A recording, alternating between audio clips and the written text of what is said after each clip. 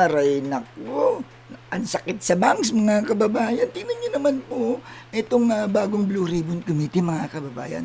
Ano nang kalalabasan ng investigasyon nito kung ito yung mga miyembro? Ito magre-real talk lang po tayo ha. Mukha yatang ito na yung magiging shield at weapon ng Vice Presidente. Bakit ko po nasabi mga kababayan? Akalain nyo naman, itong mga nandito, may mga kinakaharap na kaso at talagang sila pa, talagang inilagay dyan. Simulan natin kay Chis Escudero. Chis Escudero may mga insertion, may mga kickbacks na ibinabato sa kanya.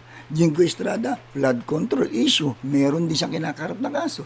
Marcoleta, plunder, meron din po kinakaharap na kaso. Sinabi yan mismo ng ombudsman, hindi po fake news yan.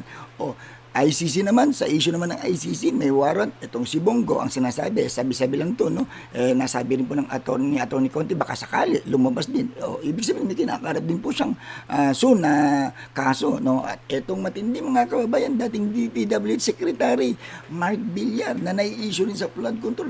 Miyembro rin dito mga kababayan. Ano na ang kalalabasan ng investigasyon? Isang katawa-tawa mga kababayan.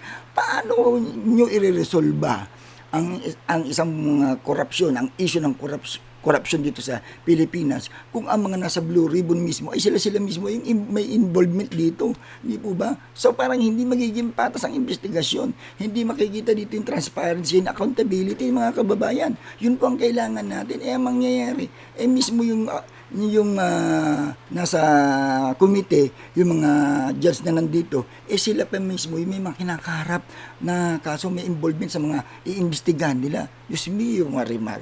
Di ba? So, comment below mga kababayan, ano sa tingin ninyo? Tama ba na sila ang inilagay dito? Magiging makatarungan ba? Magiging patas ba ang investigasyon kung ito mismo ang mga inilagay, mismong may mga kinakaharap na issue?